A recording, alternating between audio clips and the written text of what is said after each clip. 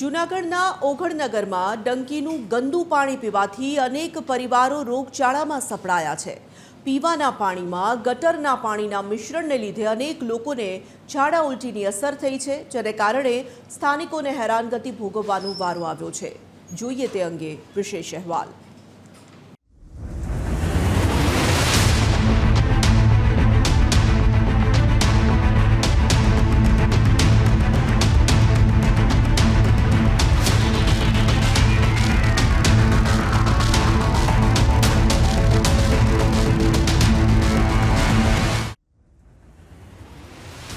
જૂનાગઢના ઓઘડનગરમાં ડંકીનું ગંદુ પાણી પીવાના કારણે ઘણા લોકોની તબિયત લથડી છે। 3 દિવસ પહેલા લોકોએ ડંકીમાંથી પીવા માટે પાણીનો ઉપયોગ કર્યો હતો, ત્યારે પાણી પીધા બાદ 1-2 પરિવાર નહીં પરંતુ અનેક પરિવારોના સભ્યો માંદા પડ્યા હતા અને તેમને સારવાર અર્થે હોસ્પિટલ ખાતે ખસેડવામાં આવ્યા હતા।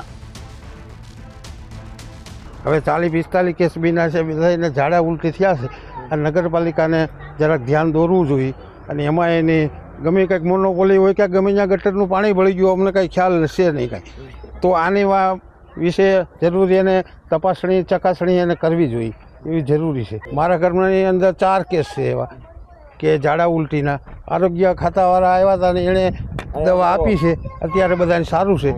કોર્પોરેશનને એટલું જ કહેવાનું કે તમે ભાઈ આ અગાઉ આયોજન કરો અથવા તો આ જે ગટર પાણી ભળી જાય છે એનો સર્વે કરાવી અને વ્યવસ્થિત નિકાલ કરો એ પ્રશ્નનો। આ ઘટનાને પગલે આરોગ્ય વિભાગની ટીમ હરકતમાં આવી હતી અને 200થી વધુ મકાનોના સેમ્પલ લીધા હતા, જેમાં 46 લોકોને ઝાડા ઉલટીની અસર થઈ હોવાનું છતું થયું છે। બીજી બાજુ ભાજપના સ્થાનિક કોર્પોરેટરનો દાવો છે કે તાત્કાલિક ડંકીમાંથી પાણી વિતરણ બંધ કરવામાં આવ્યું છે। જે રસ્તાનું ખોદકામ ચાલુ હતું તે દરમિયાન પાણીની પાઇપલાઇન તૂટી ગયેલી હોય, જેથી ડંકીના પાણી સાથે પીવાના પાણી સાથે તે મિક્સર થતાં ઝાડા ઉલટીના કેસમાં વધારો જોવા મળેલ છે, જે અંદાજિત 45 જેવા લોકો અસરગ્રસ્ત થયેલા છે, જેમાંથી 26 લોકોને ફૂલ રિકવરી છે, જેને અત્યારે કોઈ પણ પ્રકારની તકલીફ નથી, જેમાંથી મોટી ઉંમરના 2 વ્યક્તિ જૂનાગઢ સિવિલ હોસ્પિટલ ખાતે દાખલ છે, કન્ડિશન સ્ટેબલ છે। તેમાં એટલે જેવી મને રજૂઆત કરી એટલે તાત્કાલિક અસરથી હું અહીંયા જઈ સ્થળ ઉપર જઈને પાણી એ ડંકીમાં સીંચી અને મેં પોતે 2 ઘૂંટડા પાણીના પીધા, એટલે એમાં કંઈક દુર્ગંધ મને લાગી, એટલે એ પાણીનો સેમ્પલ છે એ મ્યુનિસિપલ કોર્પોરેશનમાં મેં સેમ્પલ માટે આપી દીધા કે ભાઈ અહીંયા પીવા લાયક પાણી નથી આ ડંકીમાં।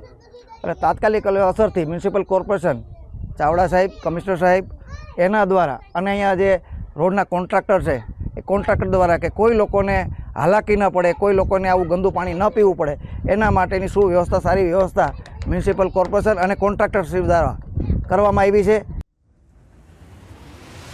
ડંકીમાં સાફ પાણી આવતું ન હોવાથી સ્થાનિકો આ ગંદા પાણીનો ઉપયોગ કરવા મજબૂર બન્યા છે અને અચાનક જ ડંકીમાં ગટરનું પાણી ક્યાંથી આવ્યું તે અંગે યોગ્ય તપાસ કરવાની માંગ કરી રહ્યા છે। પરેશ બુદ્ધભટ્ટી, TV 13 ગુજરાતી, જૂનાગઢ।